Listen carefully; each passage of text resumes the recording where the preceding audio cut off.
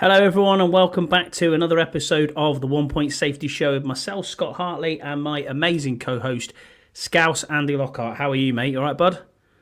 Yeah, man, I'm good. How are you doing?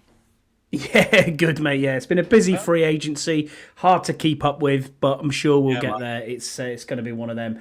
But yeah, as always, Scouse, we'll go through our sponsors, mate. So we are Dunstable Town FC's Talk of the Town podcast. If you like non-league football and you're into a bit of something different, go over and give them a follow. They're on YouTube, and you can find them on all social media outlets and platforms as well. We're also sponsored graciously by Oddballs. You can go across to myoddballs.com, go and have a look at their gear that they've got in there. They've got lots of stuff on for sale at the minute, and we've got an announcement from Oddballs pretty soon as well.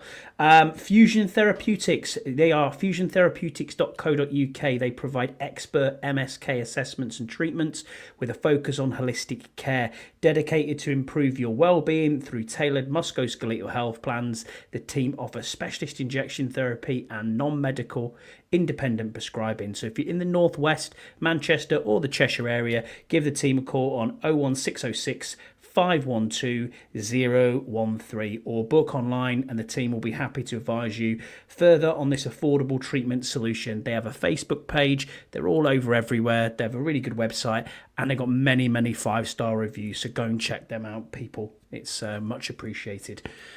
So thank you everyone for being in the chat with us. Rod, Scott G, Deluxe, everybody, thank you for being with us. Can't thank you enough. I know it's a late one, but we appreciate it. Scouse, you've just been bogged down with work, mate, so we're going a bit later than normal. So that's why we're an hour later than normal.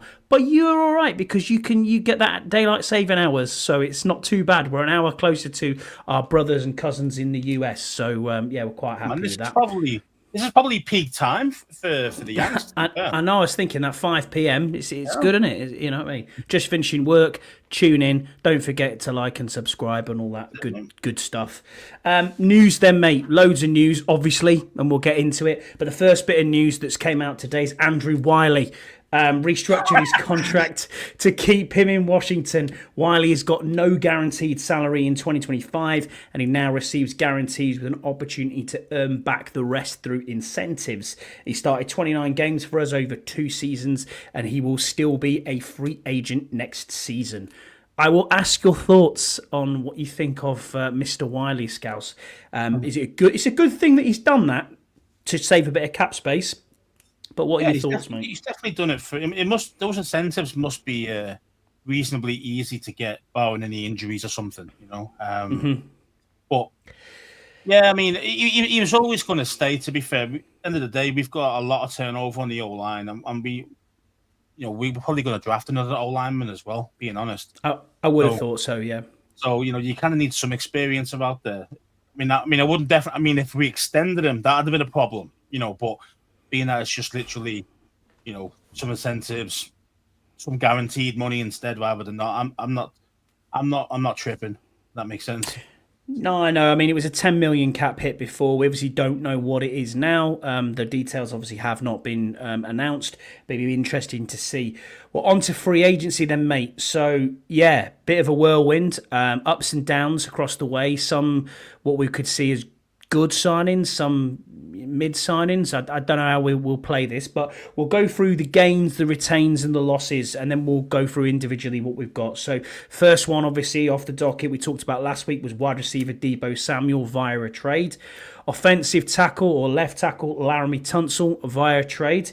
Javon Kinlaw, defensive tackle, 3-year, 45 mil. Defensive tackle Eddie Goldman, 1 year. No details on his contract as of yet. Cornerback Jonathan Jones from New England, 1 year, 6.5 million deal. And safety Will Harris, it's a 2-year, 8 million deal from the New Orleans Saints.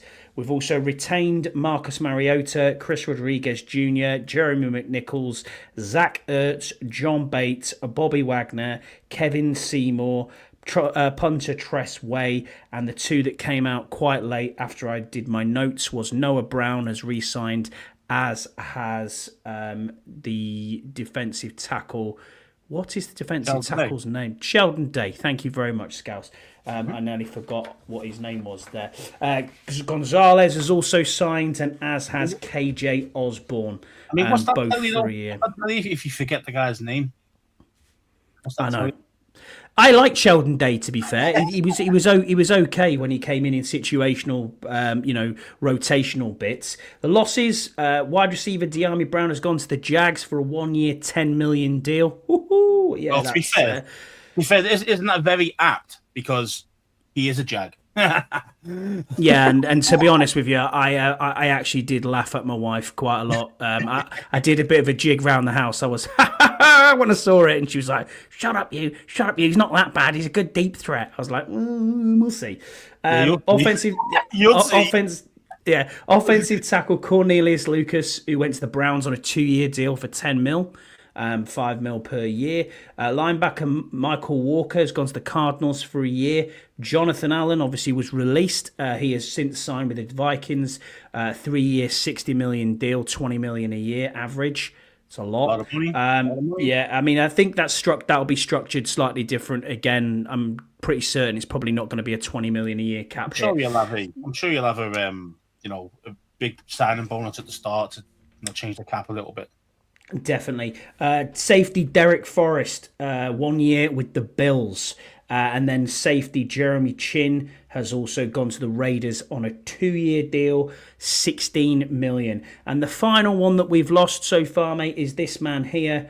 It is Benjamin St. Ghost to the Chargers. What's going on, everyone? It's Benjamin St. Juice, defensive back for the Washington Commanders, a.k.a. St. Ghost. And I'm here with a 1 Saint Ghost, yeah.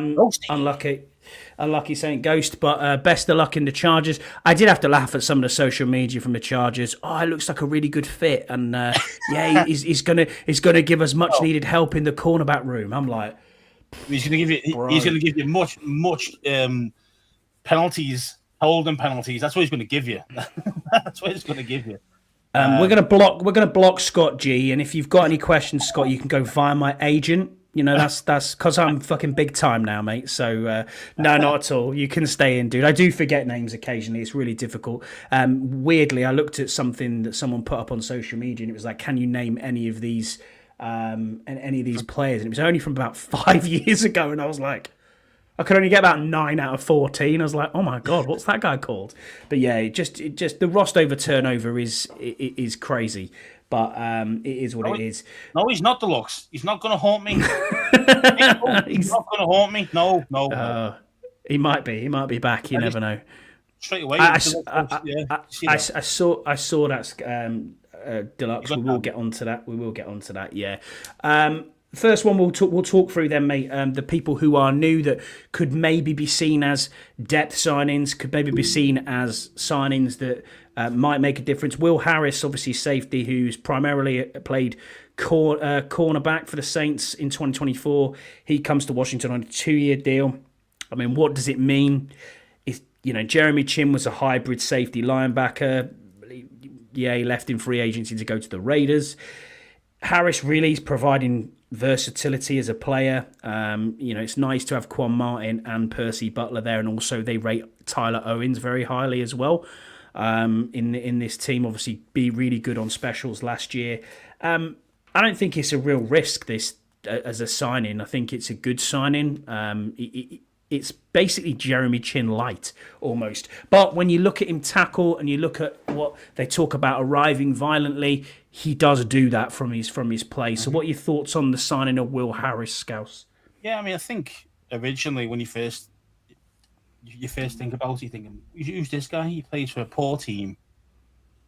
He hasn't really stood out that much. When you kind of look at the film, we played him this year. I didn't even hear his name. You know what I mean? So, and then you think, okay, and then you start looking at a bit of his film, and he hits hard, man. He likes to lay the wood, and that's the kind of guy you need there in that strong safety position. Especially if you're going to play him, I'd say, a little bit further into the box as well.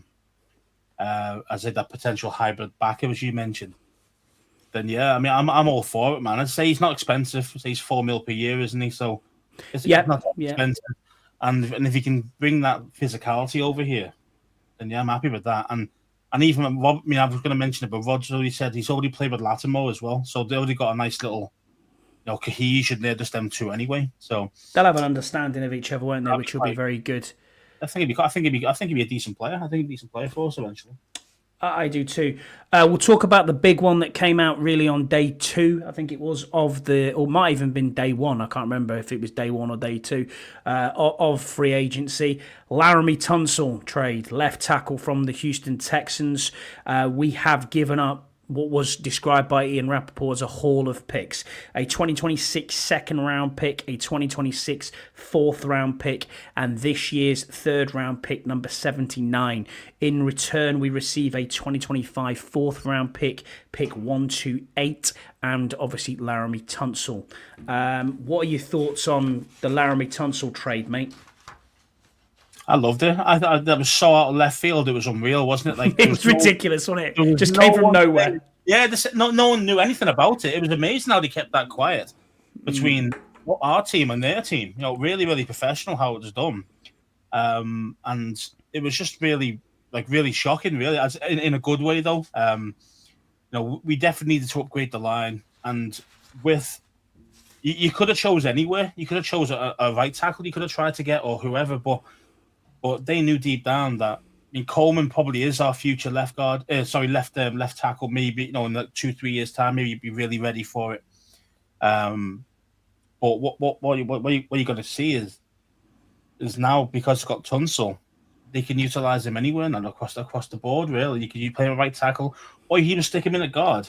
And I think it just gives us a lot more versatility there now. Tunsil's obviously going to stay left tackle. We know that.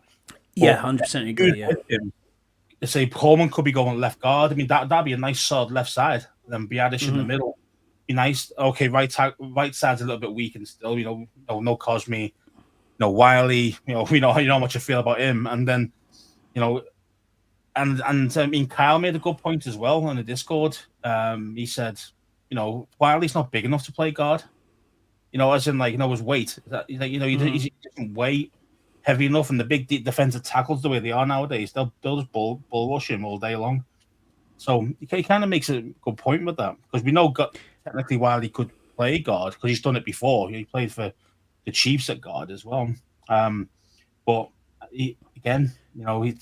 Do you think it's simpler with the footwork side from Wylie, that it's easier to go inside and maybe push him into right guard? I mean, what it does do, as you said about versatility of the line, it's a question for Allegretti now. I mean, he wasn't the best last year, Allegretti at left guard, I'll give you that. I mean, do you push Allegretti in a right guard, keep Wylie out at right tackle? Because obviously we know that Sam Cosme is not going to be ready for week 1. I know he's rehabbing now, but you know as well as I do, and you know better than me, being the medical professional that you are, that it takes that long when you're a top of your game physiotherapist. You can tell the listeners, how long does it take to come back from an ACL? Because I've been there personally, but you let everyone know. And it's one of them. I mean, normally, especially for an NFL player, you're looking at kind of that 8 to 12 months, dependent. Okay, now again, some people come back at the start of the 8 months, they're really, really well. But I always find that the big lads, especially the guys who are I think Cosby's 320 pounds in weight, something like that. It's going to take him a little bit longer. So for him, he got hurt. When did he get hurt? Was it January? Yes, it was. Yeah, he got hurt in the Lions game. Yes. So basically, you look at the end of September. Being honest, probably mid October at the earliest, you could probably think about seeing him back again. If that's barring no setbacks, obviously. But yeah, so we need a guy for at least the first 6 games to play a guard there, because he won't be ready. And even then, you gotta hope that Cosme, when he comes back in, he's back playing straight away at a high level, because you just don't know how his knee's gonna react. Everyone goes on about ACLs, they're a dime a dozen, which they are. But the thing is, everyone comes back always better the year after. That makes sense. Yeah, bit of breaking news here. 2 minutes ago, Tom Pelissero tweeted out that we have re-signed Trent Scott. to a 1-year deal as well. So another offensive lineman coming back. Obviously, he played right guard in the championship game. So even as a swing tackle, it's a good option. Do you know what I mean? To say you've got someone who is versatile to do that. Yeah, I mean, I get it. But the thing is, our O-line was right last season. Let's face it. Yeah. And we're getting the same dudes back again. It's like, wait a minute. These guys are not. You're calling them depth pieces, and we've not even mentioned Dieter, who's re-signed, by the way. Terrible. Yeah, I forgot about that, Dieter. We've got some bad dudes, man, and the backup positions. We really have. You know, if our first team goes down in the offensive line, it's like, you know. I mean, this is the strange thing here. I wanted Becton. I wanted Will Hernandez. You know, they're still both out there. Patrick. What was he called? Patrick McCarry, is it? Who from the Ravens? Who went? He went to the Jags, didn't he? Again, he can go anywhere across the line. Left guard, right guard. Yeah, I agree. And any of them three would have done me. I think we're definitely drafting an offensive lineman. I don't know if it's going to be a guard or potentially a right tackle. I think is where we're probably going to go. I mean, for me, it depends how you see Coleman. Do you really see him as the tackle of the future, or do you really see him, or do you see him because of his size that he is going to be playing in guard? I think his upside is obviously being a tackle on an island. It is quite difficult, especially as a rookie and a third rounder. I think if you pushed him inside to left guard, I think he's got all pro caliber. That he could potentially get there genuinely in the next 1 to 2 years. If you push him inside and say, right, you're going to learn, and you're going to learn right next to someone as good as Laremy Tunsil on that side of the line, and you're going to be protected by the centre, you know what I mean, in badass, it's awesome. That whole side of the line, in my opinion, is completely fixed if they can all stay. Yeah. But we still need depth. You're absolutely right. I agree with you. And with these other players still out there, I'm thinking to myself, I was kind of panicking a bit. Yeah, I was kind of panicking a bit, thinking, what are you doing? But we're bringing these other guys back, and I get that. We need depth. That's the problem. But of course we need depth. We don't have any depth now, even with these guys. We've seen how they play. I know. You've seen how these guys play. They're not that good. You know, Jaden Daniels is running for his life. Now, again, he's very smart with it, and that's why he doesn't look like a deer in the headlights. But the thing is, you know, Dieter is awful. Let's face it. I'm not trying to be a Debbie Downer on these guys, but the thing is, we've seen them play. We know what they're about. They're not that good. They're not consistent at all. Especially when you're seeing people like Bradbury getting cut from the Minnesota Vikings. He's getting cut tomorrow. He's been a starting centre for 5 years. You know, I'm worried about that, about the centre position, especially at backup. Yeah, you know what I mean. I mean, for how good Badass is that he is injury prone. Yeah, he hasn't. I don't know how many complete seasons he's played. I don't even think he has played one. He's been full available for every game. You know, that's the thing. You see, you've got to be. Well, the best ability is availability. At the end of the day, if Badass is not available, then you're relying on Dieter as your backup. Well, he's going to get mowed. You know, you're Jalen Carter up against Dieter. That's just going to be ridiculous. You know, it's going to be absolutely ridiculous. Now, I understand you can't have. It'd be brilliant if you did. You know, your number one starter and then your number two is like literally near enough neck and neck at levels. I understand that, and you're not going to get that. But you've got to kind of think, man, we've got to get better than like 4 levels too low, because at the end of the day, Dieter's 4 levels lower than Badass, in my opinion. So, you see what I mean? Like, I just think, oh man, like I'm worried about the depth, and I understand you're going to play it as he's a depth piece, he won't play that often, but our guys get hurt. They just do, right? But they're going to play. Offensive linemen get hurt. That's how it goes. Yeah, it's part of the season. Part of the game. That's why I'm looking not just to upgrade the first team. I'm looking to upgrade in the backups. That's what makes you a strong team, a strong squad. You know, Philadelphia Eagles have got the right way about it. Yeah, if you look at their rotation and what they've done on the defensive side, that it's been a constant changeover. You know, of course, you lose one of your main stars. Yeah, of course, you know, everyone's level will drop a little, sure, but most of the time, their guys come in and it's like they're not missing a thing, and that's the difference. You know, their depth pieces are actually close to being first team starters. Well, our guys are the big levels different, you know, and it's it does worry me. I understand we can't fix everything in one draft and 1 year, but if we keep doing 1 year deals, this is what you're going to get every year. Yeah, that's a problem. You know? Yeah. So I think we've upgraded the team, as Viscount says, but we could do better. I completely agree with you. We'll get on to the next. Is the scary thing for me, mate. Yeah, we'll get on to the next. Get on to the next player, Javon Kinlaw, defensive tackle from the 49ers.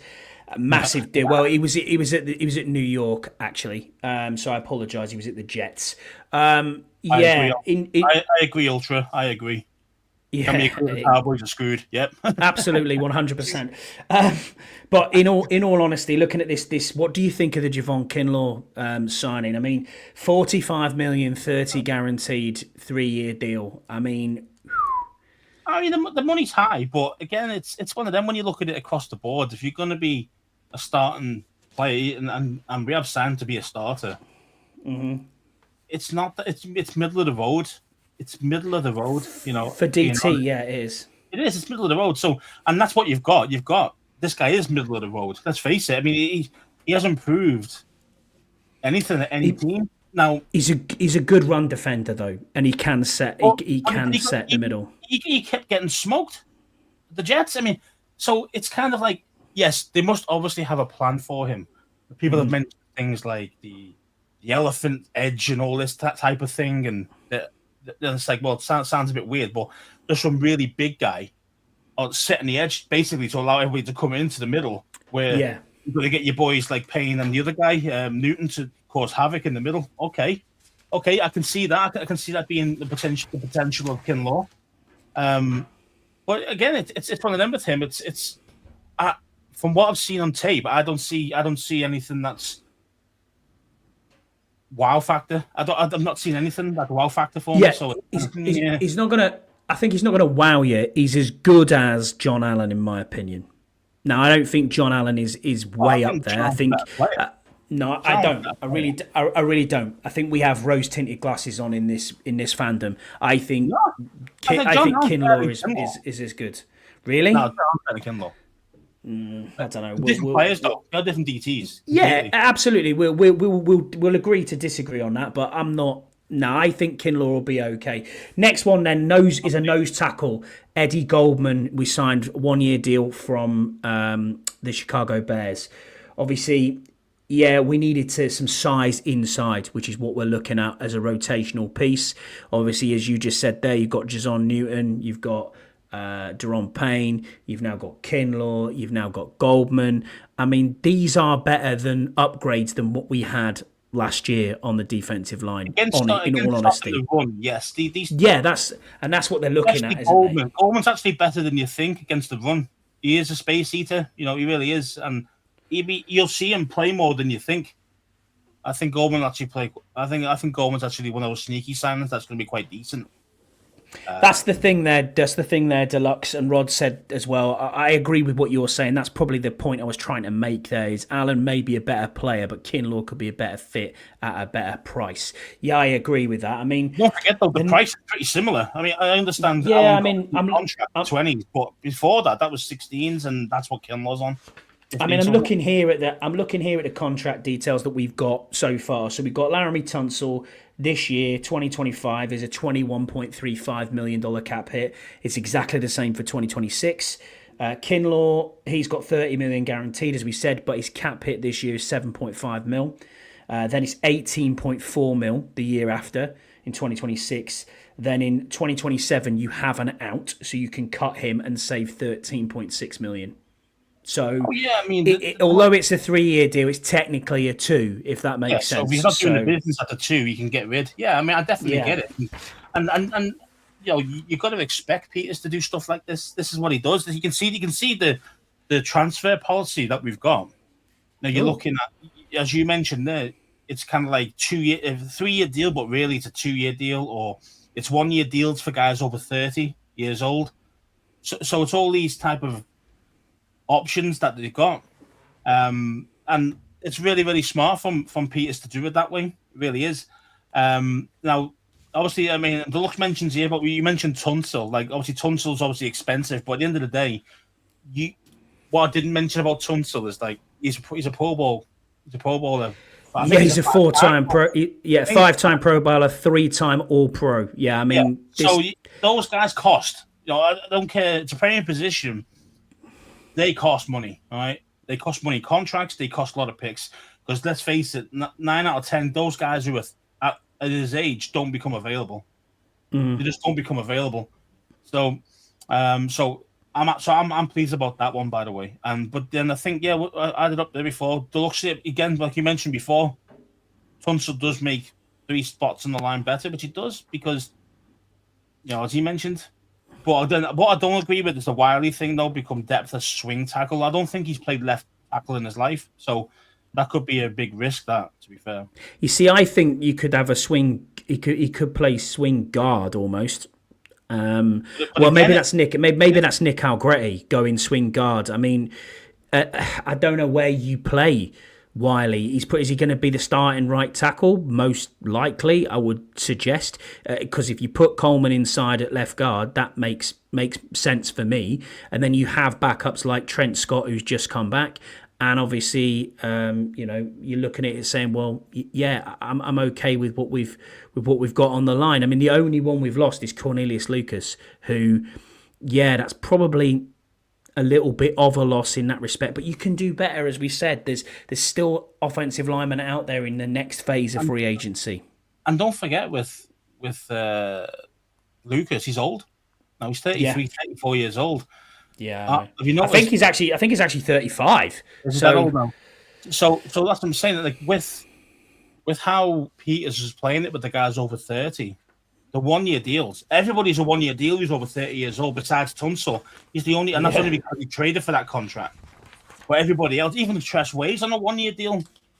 And let's face it, Tress Way could kick that ball till he's 40. You know what I mean? Like they could give him another 5-year deal and it wouldn't be a problem. But no, everybody's a 1-year deal. It's weird. We'll get into that. I mean, Jonathan Jones is the next one off the docket here, a cornerback out of obviously New England. I actually mentioned him before. I mentioned him before free agency started when we were talking about cornerbacks, and you were like, well, yeah, he's okay, but he's getting a bit old. What do you think of Jonathan Jones coming in? Good corner. I think he's decent. Yeah, solid. He's a solid corner. And he's also a veteran. I mean, like a veteran leader as well. I mean, yeah, exactly. He's a 3-year captain with the New England Patriots. That's the sort of hard shit and all that. We've good people, and he wanting that dog mentality. I think he brings that to the table. He does bring the dog mentality. I just don't like keep getting guys from poor teams. No, unless they're really showing out and thinking, wow, you are like way better than what you should be on this team. You should be on a different team. If I'm not seeing that, then I'm thinking, has he lost a step? Is that why they've got rid of him? Those type things. But we'll only find that out once we see him play. Well, so it is what it is. Ultra Ego Lee's got a good point here. He's saying we make moves in the draft, probably trade up or trade back from 29. We're not picking anybody with that 29. Nobody, with that 29. I don't think we'll have 29. We either trade that away for a Trey Hendrickson, or, as you said, probably the more likely thing is we will trade back and pick up draft capital for day 2. Just like anything, though, it's got to be decent compensation, and also, yeah, of course it has. They might not want to come up. It all depends what the quarterbacks are about. Because at the end of the day, not many people come up from the second to the first round unless it's for a quarterback. Because of the 50. Yeah, or there's an elite talent dropped somewhere along the line that we don't necessarily need. Rare. Very rare that happens unless it's a red flag against them for whatever reason. Yeah, that's the only way teams would do that. So I think I definitely don't see us going up. I don't think we've got enough capital to do that. Yeah, I agree. And I don't think we're going to throw players at somebody either. So I don't think we're going to go up. I think it's either going to stay where we're at or we're going to drop down if, I say, it's a decent enough compensation. Yeah, there's been a few whispers about Daron Payne getting traded potentially for draft capital, big contract as well, Scouse, over $20 million a year. What are your thoughts on that? I think Payne stays. I think I do too. Another year, and maybe I think is out really is after next season, isn't it? So It is, yeah. End of this season coming, yeah. That's it. Yeah. So, but yeah, I agree. I agree with that, and I agree with what Scott's saying here. Let's wait until free agency and the draft is done to see what the own alignment will be before everyone overreacts. Right, yeah, I agree with that. All right, Mr. Pessimist. This from the biggest O-line guru pessimist in the world. Yeah, you mean killing Wylie all day? I know. Last signing then that we can talk about really, Dietrich Wise, defensive end, who's again joined us from the New England Patriots, so he will have familiarity with Jones. But what are we getting? We're getting a guy who's defensive end depth. He can play the run. He's got good pass rush ability, but his ability to play power should help the group that was ranked 30th against the run. He is an edge setter. He is a big dude who can sit on the edge and set the edge, which is something that we haven't had. That's been the problem. As you said before, the elephant O-line, if you like, to push them in and push them back into the middle is exactly what we get. The risk is really minimal. It's a $5 million deal for 1 year. He's not being paid like a starter. If we draft someone to come in and there, I don't think he gets in the way of that either. Yeah, and again, he's another captain. He's another leader. You can never have too many leaders as long as they're all on the same page. So I'm all for it. Again, see, they're not massively expensive guys, but you're hoping that they can actually do what Dan Quinn wants them to do and Joe Witt wants them to do. Agreed. These guys are experienced. They've been around. We are getting older, though. That's a problem. We're trading away. We've got rid of a lot of youngsters as well. We have got to let people go who are younger. I know we still got a few, but most of them are gone. I think what you got to remember here is though that Peters will be using that draft capital to say let's get younger in the draft, and then we can push it through that way. I've got some cap details here. So currently at the moment, this is obviously as of recording, this is spot track, so we won't have some deals that have gone through today, but before we recorded it was 45.345 million, which was 10th in the NFL. Looking at what spot rack was saying, they were saying that we've apparently taken up the option for Deebo Samuel, so Deebo Samuel's cap hit will only be 5 mil this year, and that 12 million of the rest of his salary will be pushed into next year, which is, again, it's a sensible thing to do. If you take that 12 million off, obviously you're left with over the caps figures, which is about 33 left to play with. Javon Kinlaw, we talked about his money. We talked about Laremy Tunsil's money. Some of the other deals, obviously, I've got here. Will Harris is a 3.39 million guaranteed. He's only 3 mil this year, and then he's 5 mil next year. But you can also cut him for saving 4 million as well. So it's technically a 2 year with a 1 year out. Dietrich Wise, is just a 5 mil deal. Bobby Wagner is a 1 year 9 mil deal, 8 million guaranteed, but it's a 9 million cap hit this year. Tress Way signed a 2.872 million deal. Marcus Mariota, welcome back, 1 year 8 mil deal. Good continuity with Jaden. I think it's a great re-signing. I was really pessimistic and skeptical about Mariota, especially after seeing the quarterback show. I just didn't think he'd be a fit in this locker room, but it just shows you how much I know. You know what I mean? I know jack shit about who can fit well in the locker room and who doesn't. I was the same when we first signed him. I was like, "Oh, mate, this guy's going to be bad for the locker room. This dude, he's going to try and undermine Jaden at every turn." But no, he's been like his big brother, really, and he's been great. So I'm happy that he's staying. Yeah, think about the path that's been trodden there. I mean, I know Jaden will go on now and he will, he's obviously outshone Marcus, anything that Marcus has ever done in his career, to be honest. But when you look at, as in the NFL, but when you look at what they've done, both second overall, both Heisman Trophy winners, he's been then trod that path. And that's something that Jaden needed last year. And again, yeah, it's going to be perfect mentor. As long as he was ready himself as in mentally to be the mentor type guy. And he has been. And that's the reason why I'm happy that he's staying again.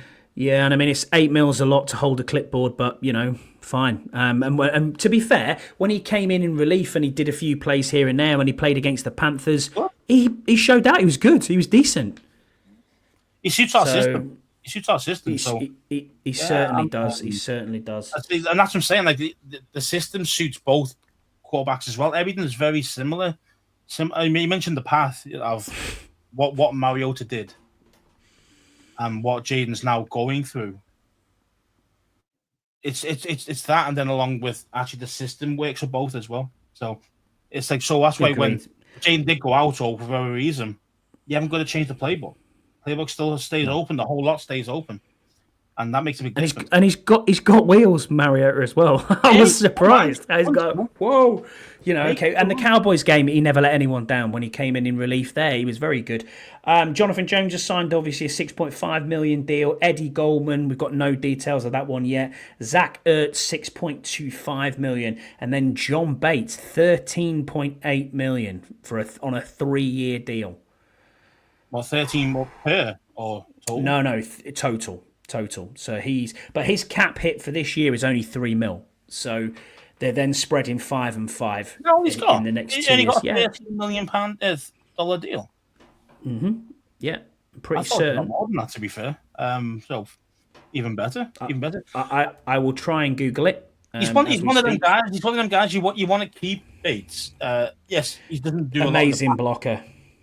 Doesn't do a lot in the passing game, but yeah, he's an excellent blocker, and especially, we mentioned how bad our line is, especially potentially on the right side. I know we're going ahead of ourselves, Scott G, but on the right side might be a bit weaker than the left side, and Bates tends to play on that right side a lot. So definitely help out with the stunts and chips and all the rest of it, all the blocking side of things. Really useful to keep, definitely.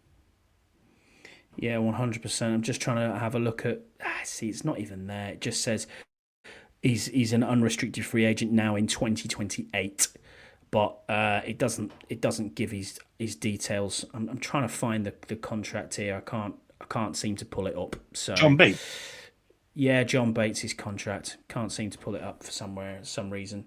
But I think it's a really good deal, and it's a really good contract and a really good commander to come back. Tight end room's not changed at all, Scouse. It's there's 2 rooms that haven't changed at the moment, running back and tight end. But looking at that tight end room, you've got Zach Ertz, John Bates, and you've got Ben Sinnott as well. So what are your thoughts on the tight end room, mate? I think it's exactly the same as last year, isn't it? So I'm hoping Ben Sinnott takes a big leap this year. I think we do need to see that happen this year. We can't rely on Ertz to be available. I think that was his first full season in his career, I think, besides his rookie year, I think. So, you can't rely on this guy to stay healthy all the time. Anything more than, say, 6 or 7 games, anything else is a bonus. So you got to hope that Sinnott's ready to take over if Ertz does go down. So you need to step up. You need to step up big time. But besides that, the rest of it is we're happy with Bates for his blocking.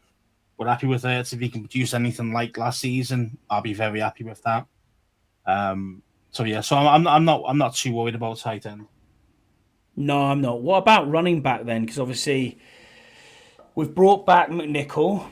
We've tendered Chris Rodriguez, and obviously we've still got B-Rob there, and we've still got Eckler. Running back, something that we need desperately. We had a really good question here. I'm trying to think of who put the question in to us about running backs. It was Tim Towner. He said, let's talk running backs. B-Rob didn't have a great year. Eckler was good, but concussion was a real issue. McNichols was solid. C-Rod was a deep backup, and Wylie never saw the field. Would you use one of the 6 picks on a running back? And if so, would it be early or late? Or would you ride it out with the same guys and focus instead on the O-line in free agency and the draft? Yeah, I think there's definitely a space for an upgrade. Where do you think there is that? It's hard, this one, because if the O-line's any better, which we hope and we expect it to be, now we've got Tunsil and potentially draft. I think we're going to draft an O-lineman at some point. I just don't know if it's going to be first or second round. I don't think it being worth it to get one in the 5th or 6th or when we're next available, 4th round. I think it's highly unlikely you're going to get a guy who's going to be able to start. Coleman is one of the outliers, really, where you get the 3rd rounder who started straight away. You're not going to really see that. You're very, very rare to do that. So will they create more holes? That's what I'm looking for. Will they create more holes for people like B-Wob? Because B-Wob does lack vision. He does lack vision. He needs to see a decent sized hole and go for it. He does. He needs to stop running up O linemen's backs as well, man. Exactly, honestly. man, exactly. And then Eckler, I mean, Eckler is great, but again, he's injury prone. He gets hurt a lot. And he's more the pass catching guy anyway. Same with McNichol. McNichol's the same as well. He likes to be the pass catcher, even though he can lay some wood in special teams. I've seen that nice. Very good. Yeah. So that's why I don't mind McNichols coming back at all. It's just a case of we need a guy who's a home run hitter, who's got some lightning speed, who can not do a Saquon, but see like half a yard and he's gone to the house 50 yards. That's what we need. Somebody like that. Somebody's got the vision and also the speed to be able to do it. So for me, it's hard, man, because I'd probably the running back room is meant to be pretty in the draft. Sorry, the running back room is meant to be pretty solid. There's a lot of good running backs coming out. But again, would a quality one fall to the fourth round when we're next picking? Because I'm looking at my first 2 draft picks. If we don't trade down, that is, I'm looking at a tackle, I'm looking at edge straight away. So they're the 2 positions I'm looking for. And then after that, we haven't got a third rounder, so we got 4th. So it's kind of like, is there a good running back there? Peters obviously is a great talent evaluator. Maybe there is a running back there in the 4th that really could be that guy.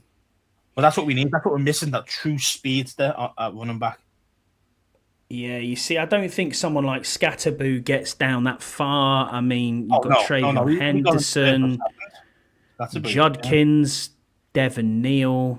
I mean, I don't know. I really have no idea. Henderson, is it? Trayvon Henderson? Henderson's right up there, mate. He's good, but again, right those guys are going to be, you're looking in your first, second rounds for those guys. Yeah, you are. I mean, there might be a guy that I don't know of. I've not done enough research in that maybe will fall in the 4th. That could be the real deal, but yeah. I mean, there's one here that's predicted to probably go in around the 4th or 5th, and it's Taj Brooks. He's 5'9", 214 out of Texas Tech.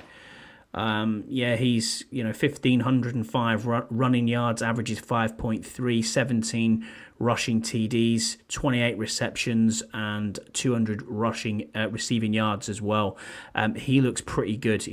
But it says he's a workhorse back, which is kind of not what you need, is it? You don't need a workhorse back. You need a. We got that with B-Rob. Like you say, you need a Jahmyr Gibbs. You need a Jahmyr Gibbs type back. You need somebody like that. That electrifying. You know what I mean? You give them the ball and things happen. One of those type of dudes. That's what we need. Now, again, you're not going to get that in the 4th round. You're going to have to be your first or second round. Yeah. Something like that. Yeah, man. I mean, Anthony mentioned here he doesn't think B-Rob lacks vision. He just lacks quick cut ability. I mean, possibly, yeah. I mean, I understand. I mean, I agree with he lacks quick cut ability, but I do think he lacks vision as well. I don't think the O-line did him any favors and going into the stretch last season. I don't think the O-line did him any favors, but he really couldn't create anything for himself at all. And normally vision helps the running back do that as well. So that really he got shut down fast, man. So yeah, agree with you, Will Miles. That's exactly what Scouse was just saying there. I mean, 100%. Brashard Smith's another one. 5'10", 194 out of SMU. Potentially, he's got that shiftiness, that cut ability that we were just talking about there. He's gonna realistically fall in the draft again, a 4th rounder most likely. So there is talent out there, but I do think, to Tim's question, I do think we do get a running back in the draft. I do think that is one of them. Speaking of it's just interesting, isn't it? Is it going to be early or is it going to be later?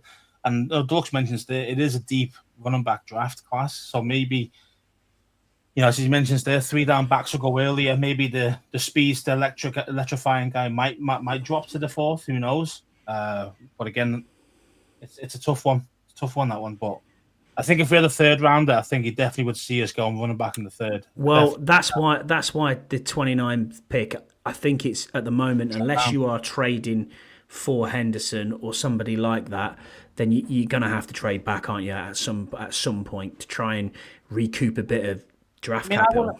The looks. Alfred Morris likes B-Rob's vision. How does Morris like his vision? I'm not seeing him do anything. Unless it's a big hole, he can't hit it. I'm with you, Scouse. I don't know. I can't see it myself. He's like B-Rob. It's just a case of. Yeah, I really rate B-Rob as well. He scored a lot of touchdowns last year, but they were from tight angles. They were from bruising up the middle. Bruising running back style. And it's like he hasn't got that Adrian Peterson cut where you can cut and you're away outside. But that's why we lack with that's why we've got space eaters. That's why we've got defensive linemen who can set the edge, because look at every running back who we went up against last year. They bounced it outside the vast majority of the time, and they're gone. And that is exactly what happened. But we haven't got someone who can do that. Turn the jets on and just go. And that's exactly what we need here. You need that Jahmyr Gibbs style back. I get it. Alfred Morris is awesome as well as a running back. I can't disagree with that. When I watch B-Rob, he's Morris as well. When he was playing with RG&E, but the thing is, just like anything else, he got found out after 2 years as well. See what I mean? So these guys are getting found out, and our guy was found out down the stretch. Now again, yes, you could say, it was definitely the O-line's fault, and 100% they were definitely involved in it. 100%, they did not help B-Rob at all. But when you see him not getting any snaps, when you see him getting all the snaps being taken off him, like, what's going on there? There's definitely something more that we don't know about what's going on with B-Rob. So he was injured as well. He did get hurt, so you can't really. I thought him against the Giants. I thought he was going to break out and have an unbelievable season. And I thought, you know what? But he started off well. So did the O-line. The O-line started off well. Yeah, it did. You're right. It was making holes. You used to wind me up saying we've got a top 5 offensive line. Remember, for the first 6 weeks, you were like, "Oh, look at this," and the stats were proving that. The stats were proving that they were playing really well, and then obviously fell apart halfway through the season onwards. Now, it might have been probably all nicked up and some injuries and whatever else. But I know the team's obviously got some film on us and made adjustments to our O-line as well, or to stop it. So. There's a lot of elements to it. There's definitely not a lot of elements, but I don't hate B-Rob, I'm exactly the same. I don't hate B-Rob. I think he's been great for us. I just don't want to see him running up Biadish's backside every fucking play. Just stop, man. He just can't seem to do that. But yeah, cheers, Scott G. Thank you for being with us. Will Miles, thank you for putting them names up. RJ Harvey, Bashal Tootin and Marcus Yearns. I will give them a look. And I'll take your recommendation. I'll go and try and watch some highlights and some film. So yeah, definitely. No, man. If me playing running back, Jesus, Mike. With my knees, no chance. One snap, well, exactly one snap. That's exactly it. Emphasis on the snap. I'd be dead. No, I'd be dead. Definitely. Well, our remaining picks then for the current 2025 draft as it stands, we have 29 obviously in round 1. We have 61 in round 2. We have 1 to 8 in the 4th from the Texans, which we acquired in the Laremy Tunsil trade. We have round 6, 205, and then we have round 7, pick 245 is where we are. So I thought we had 250, or was that gone? No, that's gone. It's 245. Okay. Because 250 was from... What trade was that from? Was it part of the Debo trade? Or was it like a switch of the 7th or something? I think so. Okay. Yeah. But this is this is from the NFL's official website, so I'm assuming that it is correct. As of pre-recording there, but yeah, it looks like that will be the case. I'll probably be reading out 245. I'm going to get on there and do a big Oscar speech, Scouse. Thank you to everybody, to my wife, to my family. I'm crying, literally crying. Absolutely, yeah. They're gonna have to call security to. They're gonna have to call me to get me off the get me off the stage. Call security. Yeah, no. And, booted out. can you imagine it? It'd be brilliant, wouldn't it? Anyway, that would make good TV. I'm not gonna lie, that would make. Yeah, it would. But there you go. It is what it is. Okay, quick one for you then. I've got a question for you. Is there anyone left in free agency that you looked at and thought, I quite like the look of this guy. I'd really like to sign him. Is there anybody out there that you think, do you know what? Yeah. There's not many guys left there that really stand out and think, oh wow, I'd love to have this dude that's still available. I mean, I think Jedrick Wills has always been, his name's been thrown about a few times, and I think he'd be useful at right tackle for us. I really do. Or you could potentially use him as the swing tackle, or right guard. He's played guard a bit as well in his time. I mean, don't get me wrong. You know, this guy. I think he was a first-round draft pick originally. Yeah, he was a first-round draft pick. Absolutely, yeah. He didn't do the business, and that's the reason why he got caught or whatever it was. But yeah, I'd kick the tires on that because he's not old. You know, and you said to me in the chat the same thing as Will Miles. You said in our WhatsApp that we were talking back and forth. You said Asante Samuel Jr. That's who you were after. He's still out there. Is he still out there? Is he? Mm-hmm, yeah. Since you said he was a crap tackler. He is a crap tackler. He is. I mean, most corners are though. To be fair, I mean, I know what you're saying. Yeah, you don't like that. You don't like that smoke, but yeah. I mean, I'd be happy taking him definitely.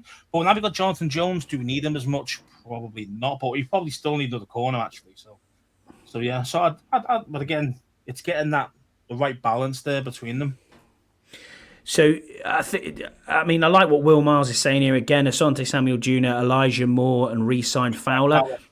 Yeah, don't disagree with that. But Fowler wants lots of money. He wants over $10 million a year. He wants 3 down money, 3 down player money, and he's not that. He's not that. So he's a situational edge rusher. That's what he is. Pass rusher. That's what he is. You know, he's not, and he shouldn't be even trying to command more than 10 mil. I think we offered him 10 mil. And he said no. He wants obviously 3 down edge rusher money. He's not that guy. He isn't. So he needs to get himself rain check a little bit on his own head a little bit and just reevaluate a little bit. I mean, for me, I'd go Will Hernandez. He's probably the only one out there, offensive lineman wise, that I really rate and like. Obviously, he did have an injury last year, which put him on IR. So maybe that's why he's still left out, not signing for anybody. But yeah, he can play right across the front three, so centre, both guard positions. And he's got starting experience in the NFL at all 3 positions. So that's a versatile piece for me, who's going to be very cheap. You're looking at $3.5 million a year, which is next to nothing. Zadarius Smith, that's a good shout, Will. I like that too. You know, that he's old though, but again, we are looking old at the moment anyway with our signings. So it looks like we are going win now mode. Do you know what I mean? I think we are looking at win now. We know Jaden's got, we got this next 4 years under his rookie deal, and we've got to try and win right now. And I think that's what's changed in Peter's how his mentality is. Have you noticed that he's like, before it was, no, we're going to build through the draft, we're going to do it this, we're going to get young, we're going to build together. No, now it's like, no, we need to win now. We really do need to win now while Jaden's this good at such a early time in his career. So let's go. So and that's why we're getting older. We're getting proven vets, proven guys. Well, some are proven, some a little bit question mark still. But that's if you look at the likes of Tunsil, that's exactly why you make that move, because you go, right, I've got to protect my asset. Lattimore as well, enjoy the season. And then the same make a difference.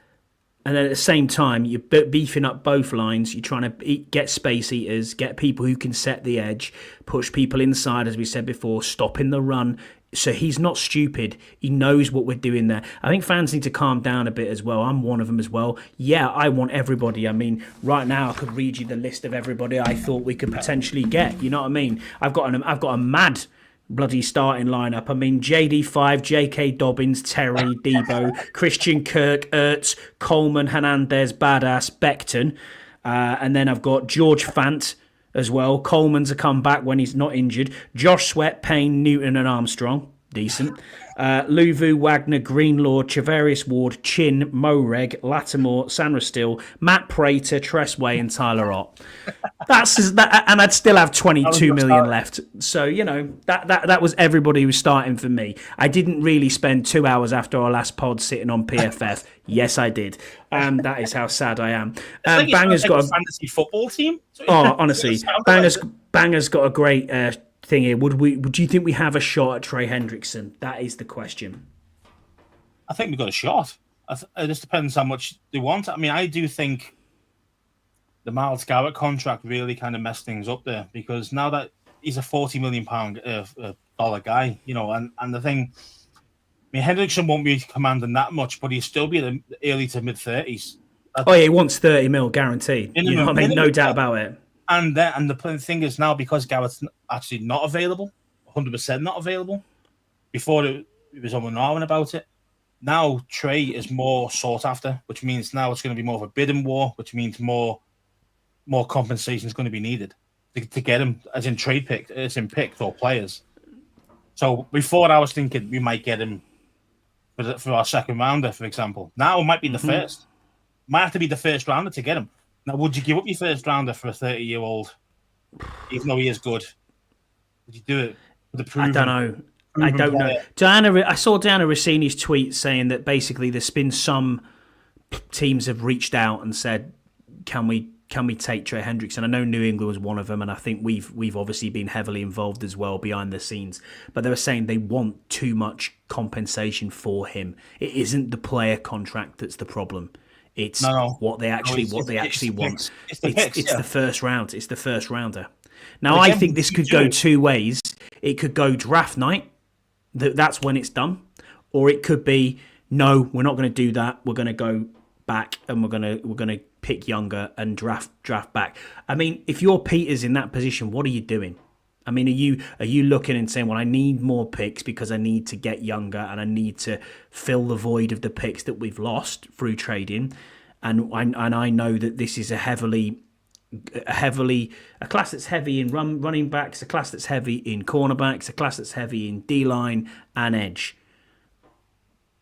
Are you going that route, or are you going, you know what, bollocks to it. I'm going to go all out, balls to the wall. I'm going to get a 30-year-old proven runner-up in Defensive Player of the Year.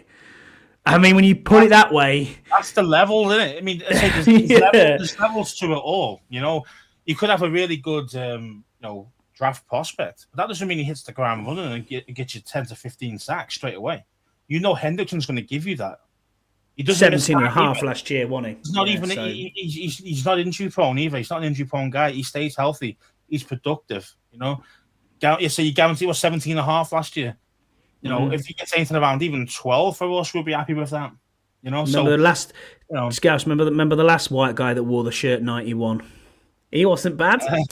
You know what I'm saying? He's a coach now, but Arrogant, yeah. Just a few of the stuff, yeah. I would absolutely love Trey Hendrickson. But would you give up the first rounder for him? Would you give up? Yes. But yeah, you would do it in a heartbeat. They said, "Give us your first." You go, yeah. I'd do it. Yeah, no problem at all. I probably wouldn't. I probably would as well. To be fair, I mean, these guys nowadays, this is an old school where your career's done at 32. People who really look after them. These guys look after themselves properly now. But unless they have a track record of loads of injuries, that's what shortens careers nowadays, rather than say bad diets or lack of fitness or whatever. It's more about kind of just injuries catch up with you. But people like Hendrickson, he's very rarely injured, so he could probably play a lot later into his career, later, early 30s, and then like 33, 34, 35 even maybe at a high level. At a high level. So I'll definitely, you know what you get, and that's what I like about when you get proven vets who know what they're doing. You've been around a long time and been productive at the highest level, not just playing in the NFL. I'm talking real deal, high elite players. They are different. They're difference makers, and they're worth your first round picks, because it could still go wrong with your first rounder. Oh, look, dude, how many times happened to us? I mean, look at Chase Young, for example. Yeah, and true. Everyone thought he was going to be the next generational thing. What happened? He got hurt, and that's the end of him. He's still playing now, but he's at the same level.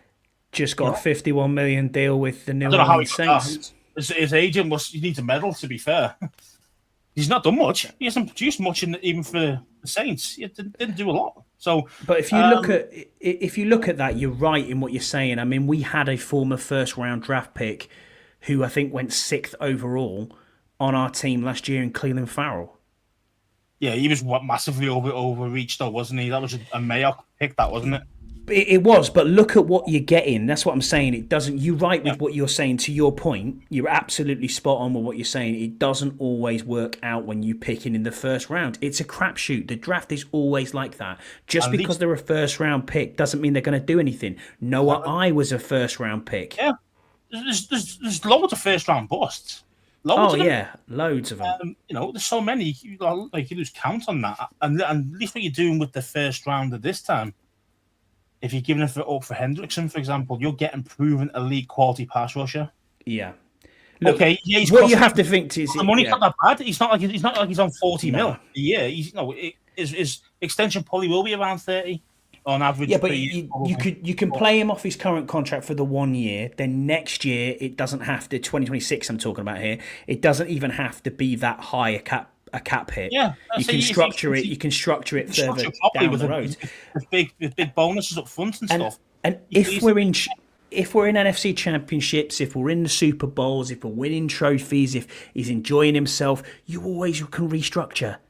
Mm-hmm. Every big player in the NFL restructures. How many times has Dak Prescott restructured his contract? How many times has CeeDee Lamb restructured his contract? How many times have they gone down the Browns route of, Deshaun Watson, whoever else, restructuring?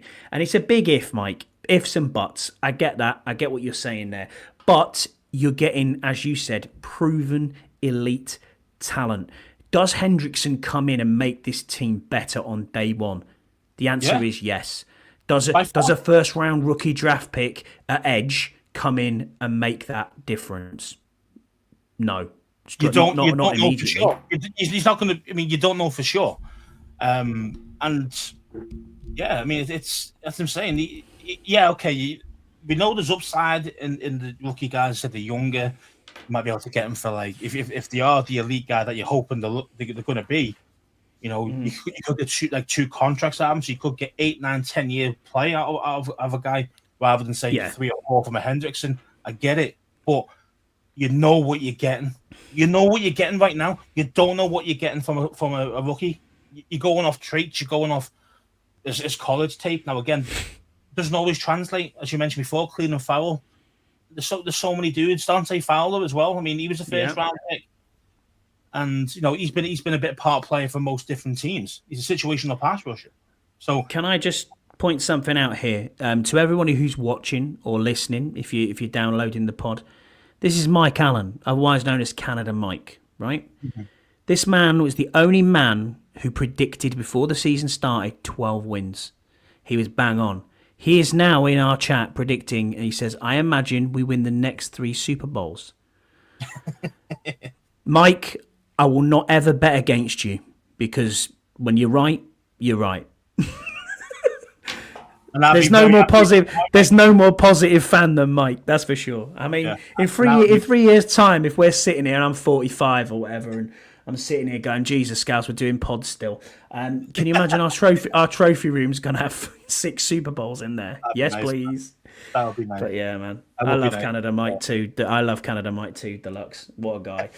Into our fan questions, then, mate. Rebuild. Right, John Taman's come in. He said, "Rebuilding with aging players seems counterproductive. What is the end game of signing older, average players while meanwhile liquidating picks?" Well, I mean, I think we kind of touched on it a little bit. You're getting proven, we did, yeah. You're trying to win right now, and that's the end game of getting these guys, actually to make it to the Super Bowl. That's the whole point. Rather than getting younger and inexperienced where rookie mistakes happen, it's more about you getting guys that you like to think they're not going to make too many mistakes. They know what they're doing. They've been around a long time. we're trying to win right now, and so the end game is to win Super Bowl. That's what it is. You know, that's what it's all about. Another bit of breaking news: Noah Igbenogany has re-signed. Oh, that's good. That's good. I don't mind. I like Noah Wright. I think he's good. I don't mind them coming back. I just think that, being honest, if he should be our backup inside slot corner. Yeah, I mean, there's been talk of Jones going. Jones is apparently in nickel corner as well. I mean, do you keep with Samra on the outside? I mean, you could do, but even he says his best position is slot. So, I mean, if he's good, I mean, how good he is out on the boundary. Imagine how good he really would be playing in the slot if he's saying that's his best position. So, I mean, the level again, it's levels. And the thing is, as well, is that Jones has played a lot of boundary corner as well. He isn't just a slot, so he could definitely be cornerback 2 there behind Lattimore. Lattimore one side, Jones on the other.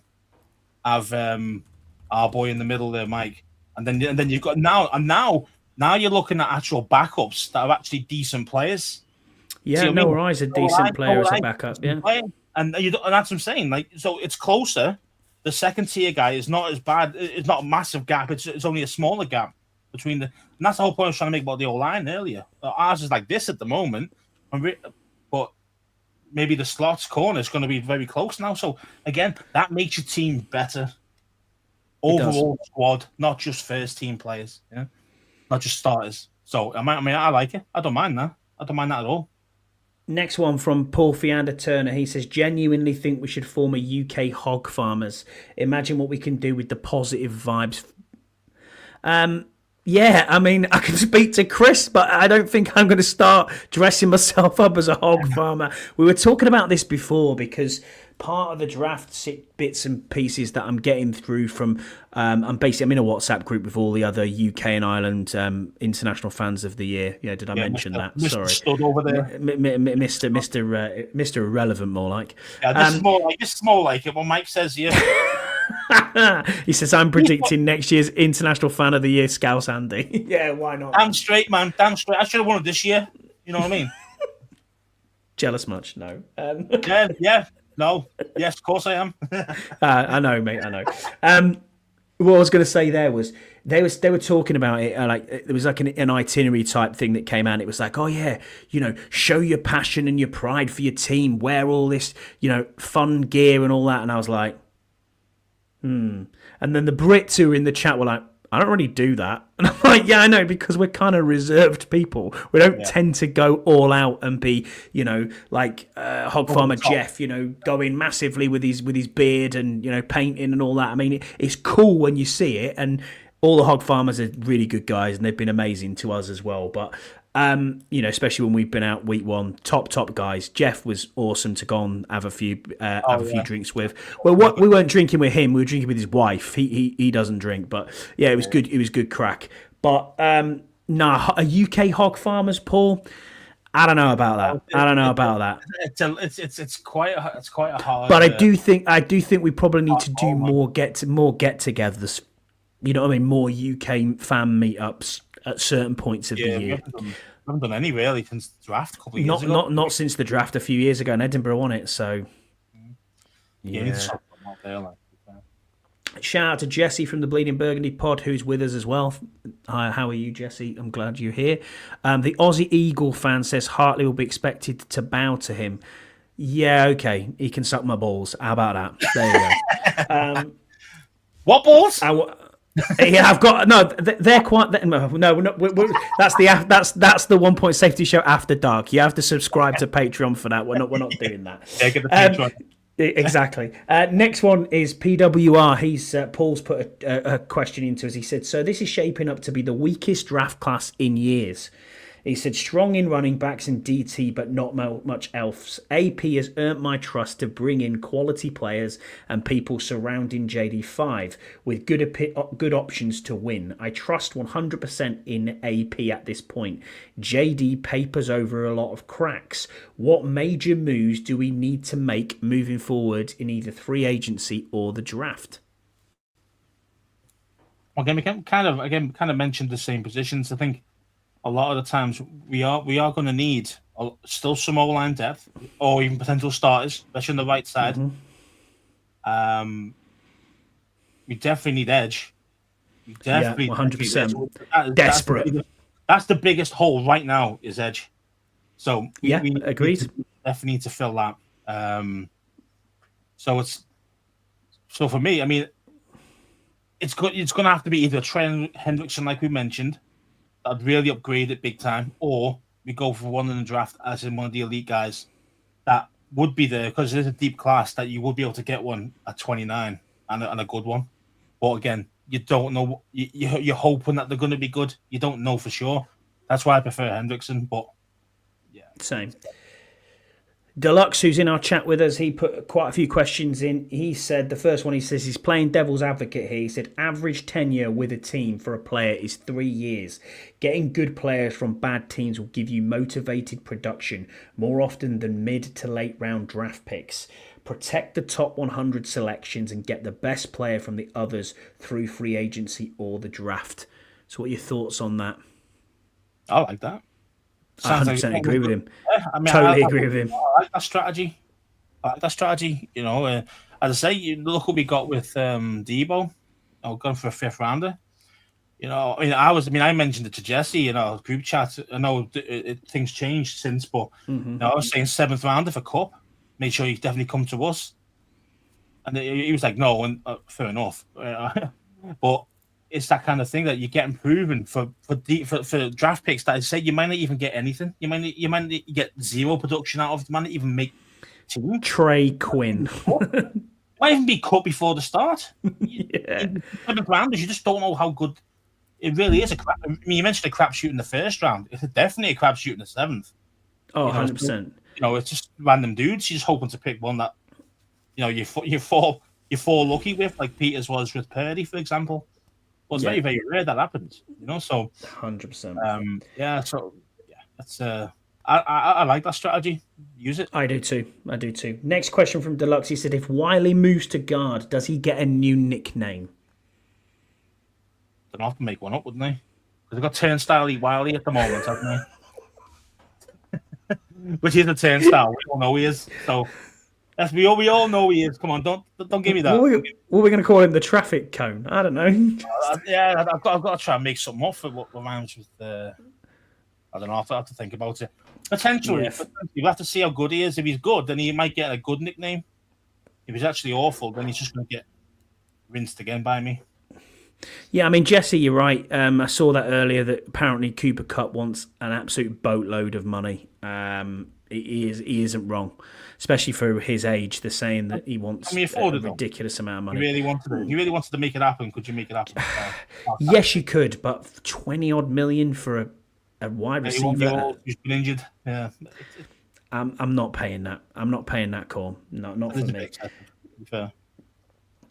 Which other Commanders free agents do you want back? Super Bowl. Wylie. Yeah, maybe. Yeah, maybe. The running back, Mike. So the running back we're talking about here. Definitely not the offensive lineman. Oh, yeah. Which other Commanders free agents do you want back, and which will actually come back? Bit of a redundant question because we've signed about 5 today at the minute. Is it anyone then outside of the ones that we've already got back today, and even 2 while we've been on air, that you can think of that you'd like back? Is there anybody else that's left out there out of our free agency? Fowler? And potentially Fowler, but again, you know, even he's looking to get anywhere near that 10 million mark. Never mind, the more that he wants. I mean, yeah, would I take him back? Yes, I would take him back. Of course, he was our leading sack guy last year. Yeah, he was. I'm trying to think if there's anyone else who is. But yeah, it's the same because most of the guys. To be fair, half the guys I wouldn't have even brought back. I mean, like I wouldn't have brought back Dieter. I wouldn't have brought. Yeah, I know you really don't like Dieter at all. Well, he's not. With obvious reasons. And he's poor. You know, that's the problem. I don't care who your name is, what you look like, or whatever. It's the case of what I see on the field is you're getting destroyed every snap. You are not good enough to be in the team. You should not be on the squad. If you're not good enough to step up when it needs to be, you shouldn't be there. End of story. So that's why I don't like guys like depth who are actually just getting rinsed by everybody. I don't like it. I'd rather get like what we did today with Wylie coming back, and having that real kind of battle there for that slot corner position. Oh, that's competition. That's levels. You don't fancy? Michael Davis back? Oh yeah, bring him back. He can be the he can be what's it called? The clip holder guy, or maybe the water boy, something like that. He could be. I mean, there's two I probably think, yeah, I'd like to take back just as depth pieces. I mean, Nick Ballore, yeah, I'd like him back as a special teamer. I don't mind that. Yeah, but that's what I mean. But you do need specials players, and I think that he made a big difference. And the other one is OZ. You've got to probably bring back OZ. I mean, I don't like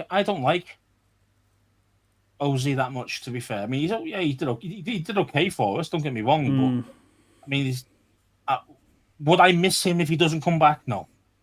I mean, Ballore because he was really good in special teams. Holmes as well. Holmes is really good. He's a good gunner. But again, he is more than actually starting for the actual team. Is that Jalen Holmes? Is it? I think that's his name, isn't it? Yeah, I think so. You're talking about the D lineman. Oh, I thought you were talking about the safety. Oh, the safety. Yeah, I know you're on about now. Yeah, okay. Absolutely. And then obviously the Driscoll again. I mean, I like Driscoll, but again, he's not coming back. And I think he even said as well, because Mariota came back, it's not he's not going to stay basically. So he's definitely gone. Oh, the D lineman deluxe. I'm not bothered about much. No, I'm not either, because I think we've made enough D lineman signings so far. That I'm not saying that's it for D lineman, but I mean inside interior defensive linemen, I think we've got enough at the moment. It's going to be difficult to keep them. Waterboy Wylie, yeah, maybe. Waterboy Wylie, yeah, I like that. I like that a lot. Maybe. So Scott G's asked a question here. He said, "What player are we added are you most excited for, and what player that you were wanting disappointed you the most when they signed somewhere else?" Well, that one's easy. It's Chin. Chin, okay, yeah. I really wanted to keep Chin. I thought he played really well for us and laid the wood, and I thought he was solid. And he was still in his prime age. He's not like too old. I thought he was great to keep, but no, okay. So I was a bit upset when he went. What was the other part of the question? Who you most excited for? Yeah. Yeah. I'm actually going to say Debo. I actually want to see what he's got in this Kingsbury offense. I want to see how well they're going to utilize him. Has he still got it? There's questions out there about Debo, so I want to see him answer them. So that's what I'm looking forward to. I mean, out of all the signings, Jesse says Jonathan Jones. I was kind of leaning towards Will Harris, but I thought it's Tunsil, man. It's got to be Tunsil. Yeah. But to be fair, you do expect him to be. Yeah, I expect him to be good. So it's not. Solid. There's Bobby Wagner. I think that's an amazing re-signing. But again, it's. You're excited about that when you've seen what he's like last year. I mean, he was good. Don't get me wrong. I'm just saying. Are you really excited to see that again? No, probably not. You're right. I think Debo's probably the answer, isn't it? Realistically, I think that's probably where we should be. Because I was looking at both of those, thinking, I'm happy to see both of them play. I'm excited to see both of them play and see how well our O-line can be. Now we've got a solid bookend, so we'll see. Yeah, agreed. Next one then we've got is from Tim Towner. We've done that one already, but there is another one from Tim Towner. He always puts about 2 or 3 in, so shout out to Tim. He said, if you have 3 questions to ask AP, what would they be? His is, I'd like to know, what was the reasoning behind letting Allen go? What is the line that you draw to trade picks for players and vice versa? And what sort of scouting do you do for coaches each year to stay current? What 3 questions would you ask Adam Peters if you had the chance, Scouse? What do you like on his sandwiches? Yeah. You want fries with that? It's a good question. Yeah, I like that. No, man. I mean, I think the first one would be, have you got any jobs? I think that'd be the first one. Do you got any jobs? You got any jobs? I'll do them. I'll do them jobs for you. You've got a fucking bin man job. Yeah, I'll take that. Thanks. Yeah, I'll take it. Well, it's working for the team. I'll do it. George Marshall Childs just says Ozzy is just signed for the Bears. Again, my heart doesn't bleed. so I'm good. I'm good if he's gone. It doesn't bother me. Jesse's upset about that one. I mean, he's a solid player, but yeah. Nah, not for me. As I say, you need to upgrade play. You need to upgrade positions, not just keep the same shite. The one I was pissed off with in free agency is I really wanted Nick Westbrook-Akine. I really wanted him. Really low as well, wasn't it? I know. I liked him as well. Big body as well. Big body receiver. Big body receiver, 6'4", 9 touchdowns last year. Yeah. Like 8 in a row or something. 8 games or something crazy. He did, yeah. It was crazy. But what other questions would you ask AP? Can I watch you do your thing on draft night? No, that is exactly where I'm going with it. Like, what is the strategy? How do you work that out? How do you set the board up? Can I be sitting there like Harris was last year, just sitting there, just soaking it all in? Can I be involved? That'd be another one. But yeah, man, it's hard, man, when you're asking questions on top of your head of like if someone that you really want them questions to be important, But I would say what's the most difficult conversation you've ever had to have with a player or a coach? Oh, nice. If it's like cutting someone, or if it's like you're pissed off with someone and you've had to have conversations, about off-field stuff going on, what is the answer to that one? That'd be a really interesting, in-depth one. Scotty would ask him to go to a bar, yeah. Well, at least he only put down bar and not something else in front of that. That's very true, yeah, but that's... there it is. And there it is, yeah. Yeah, we know him too well. We know him too well. It's just, yeah. Yeah, man. But I think Peter would say no and get the fuck out of my face. That's what he'd probably say. Who are you and how did you get past security? Yeah, it would probably be... Who's this guy again? Yeah, get him out. Yeah. I don't, yeah. Oh, we're only one away from over-under number. What was your over-under, Deluxe? I can't remember that off the last pod. I've got my previous notes here. We thought we were going to bring back about 15 of our guys. I think it was that, yeah. I think it was about 15 he was saying, yeah. So, I don't know what his over and under was. Can't remember now. But was it 13, did you say? Did you say 13? I can't remember. 15. Maybe. So he said 15. 15. Yeah, I mean, we can't be that far off now, surely. He's gone away with 14 now, at the moment, according to him. Wow. Okay, interesting. Yeah. I mean... Who's left? Who would you bring? Besides Fowler, really, all to be got that you'd even want to bring back? I don't know. Break that 15. To break that 15. What you get if you get a 15 deluxe? Because obviously it's over and under. What happens if you get nothing? It's a tie. You get nothing. Yeah, not even like half the money. You get your stake. And you get back, half a game if you tie an NFL game, you get half a game. So yeah, stake back. That's it, innit? Yeah. So half a stake. Maybe. Let's have a look. Who else is still left? Well, if they bring back Nick Ballore, then that is 15. Austin Siebert's still out there, and that's it. Crowder and Fowler, like you mentioned before. But Crowder and Fowler. There's 4. Yeah. So you could take 2 of those back. Yeah, I'm having a look at this now. KJ Osborne signed. Cleveland Farrell, no. Fowler, Michael Davis, Dieter, he signed. Trent Scott signed. Ozzy's gone.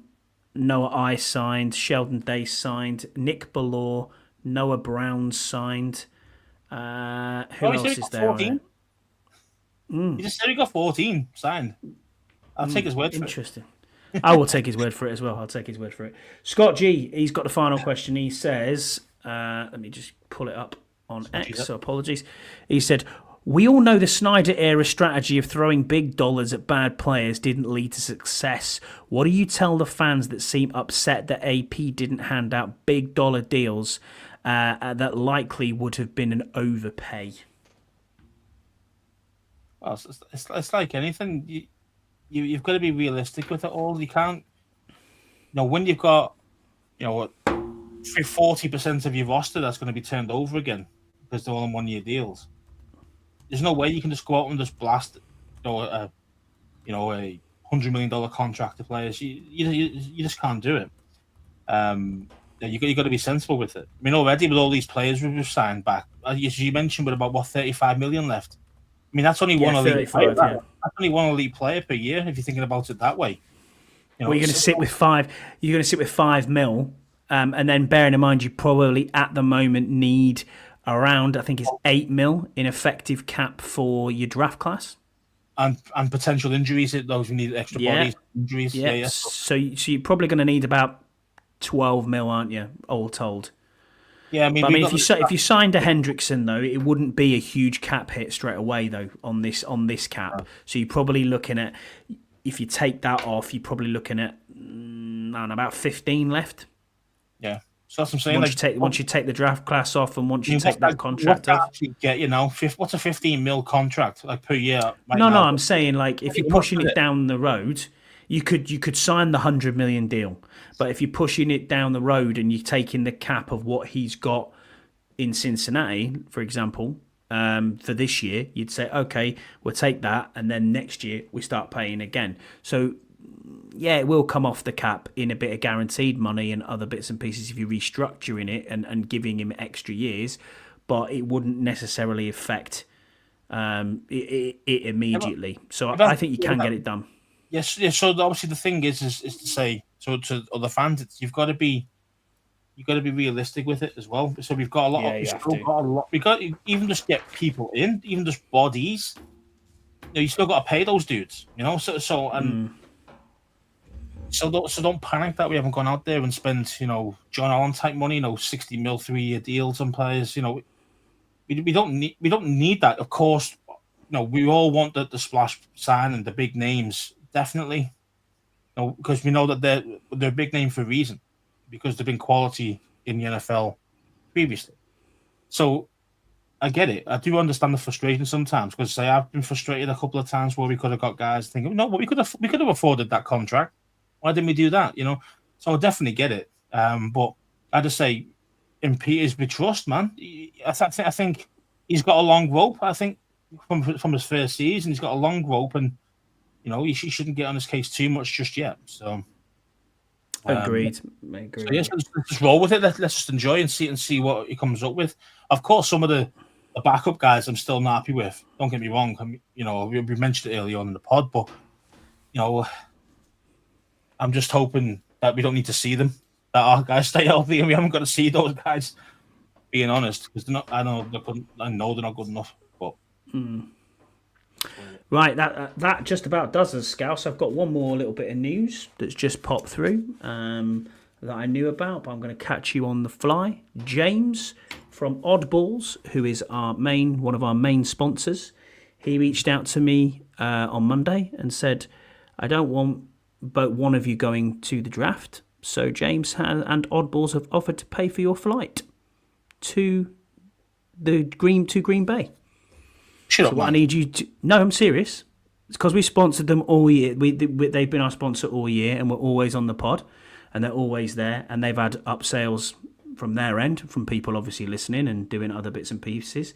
Yeah, James reached out to me and said, I want you both to go. You just can't go on your own. So I don't know where you're going to sit or where you're going to stand, but you can certainly...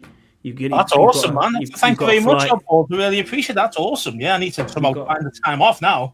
I wasn't expecting to go. So, yeah, man, that's awesome. Oh, yeah. Tell work you're sick. Yeah. Really appreciate that. Thank you. Thank you to everybody as well. If James has come in and said that, so yeah, genuinely, he messaged me on Monday and said, "Tell Scouse on the pod that they're there." So they're still listening. So shout out to James. Go to Oddballs, myoddballs.com. Go and check them out. So yeah, we're both gonna go now. So Yes. yeah. Jesse says, "The fuck, you taking him instead of me?" Hey, yeah, I Jesse, know. You want to fly over to the UK to then fly back because that's where the flights are going from. Yeah, exactly. Yeah. Just get internal and meet us there, man. It'll be good. We'll get there. See you later, Jesse. See you later. To be honest, I mean, you probably get a flight before me at this rate because shout out to the Commanders. Anyway, so I don't know anything about flights right now, but no, man. Yeah, he reached out and said, "Tell Scouse we'll pay for his flights." So you need to get. I'll give you James's details. You need to get in contact with him, and I've already got his details. He just didn't tell me. So probably sneaky well, that way. all right, if you've got it already, but he's just said we'll book your flights for you. So that's awesome, that thing. I know, mate. But there you go. Yeah, so you got me, and now I got you. So there you go. The favours returned. So, we didn't put the video out. We didn't put. I know. We need to at some point. But there you go. Yeah, my reaction, if you didn't see it, was a bit crazy. But there you go. It is what it is. But yeah, so thank you to Oddballs. We appreciate you. Thank you also to Fusion Therapeutics and to Dunstable Town. Don't forget, guys, there's been 50 odd people watching us tonight, and we really appreciate everybody being in here. We appreciate everybody who's asked a question, everybody in the chat, Jesse, Deluxe. We've got Scott G putting questions in, Rod's putting questions in, we've got John Taman putting questions in, Paul putting questions in. That's true, that. We've got to somehow design a new hat. Oh, yeah. Tim Towner put questions in. We thank you all for being here, but please don't forget to like and subscribe on here. Even if you just put a little like, it helps the algorithm. So, we have got to find a new hat. The only thing I did see, Scouse, was something that the others were talking about, and it says you're not allowed to wear anything that's third-party branded. So I'm not sure how we're going to do this, but we'll just try it and see what happens.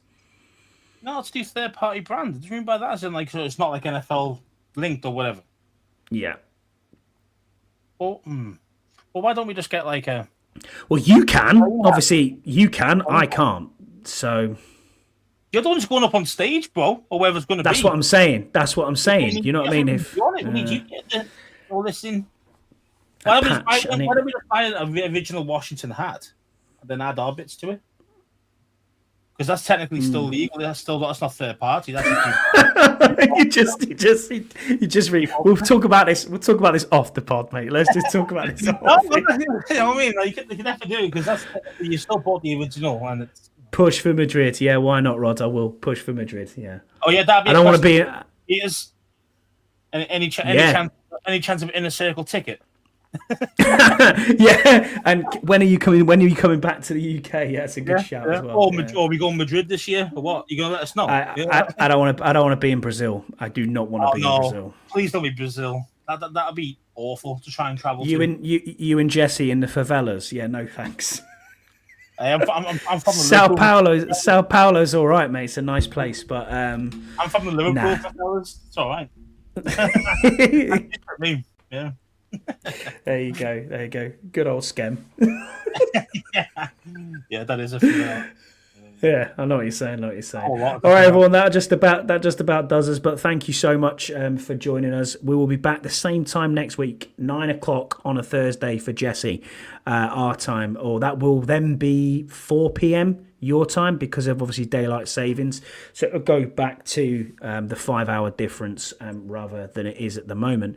So join us next week. If you join us next week anywhere that you get this podcast, it's also downloadable. So go and like, subscribe, share, do all the good stuff. And we appreciate everyone for being on with us. And we will see you again next week. Bye.